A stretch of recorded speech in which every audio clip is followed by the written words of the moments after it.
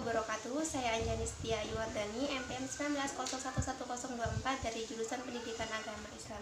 Baik, kali ini saya akan mewawancarai narasumber mengenai perkembangan jiwa keagamaan remaja. Baik, saya sekarang sedang bersama narasumber, langsung saja bersama Kak Nadia. Pertanyaan yang pertama adalah, bagaimana peran orang tua terhadap keagamaan anak pada usia remaja? Kalau peran orang tua di usia remaja itu mungkin lebih banyak ke mengingatkan, karena remaja itu mungkin lebih senang diingatkan dengan halus juga, bukan dengan yang kasar. Kemudian kalau mungkin ketika dia masih anak-anak itu lebih banyak dicontohkan, karena anak-anak kan pasti mencontoh ya Mbak ya. Nanti jadi dari kebiasaan mencontohkan sejak kecil itu, nanti ketika remaja orang tua hanya perlu mengingatkan saja, oh ini loh yang baik, oh ini loh yang tidak, ini loh harus kamu lakukan untuk bekal agama kamu sendiri, manfaatnya juga untuk kamu sendiri, nanti juga ya insya Allah juga bermanfaat untuk lingkungan sekitar. Lalu apakah faktor-faktor yang mempengaruhi keberhasilan pendidikan agama bagi remaja? Ini yang paling sering kita temui aja ya Mbak ya. Jadi kalau faktor-faktor yang mempengaruhi pendidikan agama untuk remaja, yang pertama itu faktor dari orang tua terlebih dahulu. Bagaimana orang tua mendidik anak, bagaimana orang tua membekali anak, kemudian bagaimana orang tua ikut berperan, tidak memaksa tapi ikut berperan dalam remaja menentukan pilihan. Contohnya pilihan sekolah. Sekarang kan sekolah sudah banyak yang memiliki mendukung untuk agamanya lebih bagus, contoh sekolah-sekolah berbasis Islam atau sekolah khusus Kristen, itu kan sudah banyak sekarang.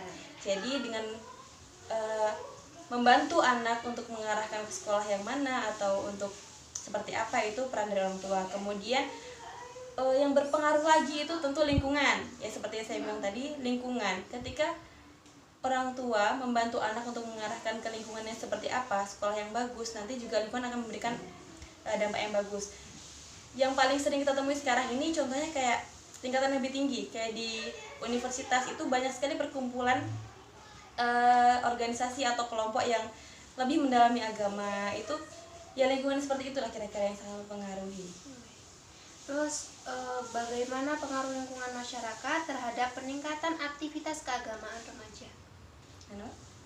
Bagaimana pengaruh lingkungan masyarakat terhadap peningkatan aktivitas keagamaan remaja? Iya, kalau pengaruh dari lingkungan itu besar sekali.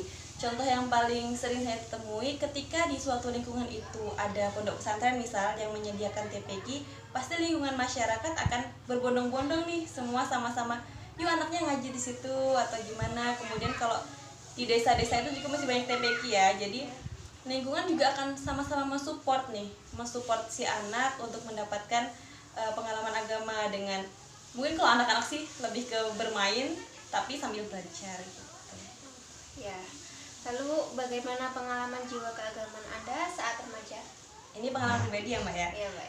Kalau remaja mungkin karena saat itu masih ke peralihan, mungkin karena masih pubertas atau lain-lain, saya mungkin memilih ke lebih banyak main. Padahal ketika masih kecil itu saya seneng banget nih ngaji ke TPQ di sana, bahkan sering pindah-pindah TPQ karena seru gitu, di sana seru, sini seru, bahkan ngaji-ngaji abis maghrib itu di musola itu juga sering. Tapi karena remaja seneng-senengnya main, ya itulah agak kendor dikit. Tapi setelah makin dewasa, saya ngerti kalau ternyata yang dicontohkan ketika kecil, yang diarahkan ketika remaja itu baik. Jadi ketika dewasa saya sudah bisa menentukan, oh ini yang harus ditinggal nih, oh ini yang harus lebih saya dalami gitu. Baik, untuk narasumber Kak Dea sudah menjawab atas pertanyaan-pertanyaan saya. Mungkin itu saja yang dapat saya tanyakan. Kurang lebihnya saya mohon maaf. Wassalamualaikum warahmatullahi wabarakatuh.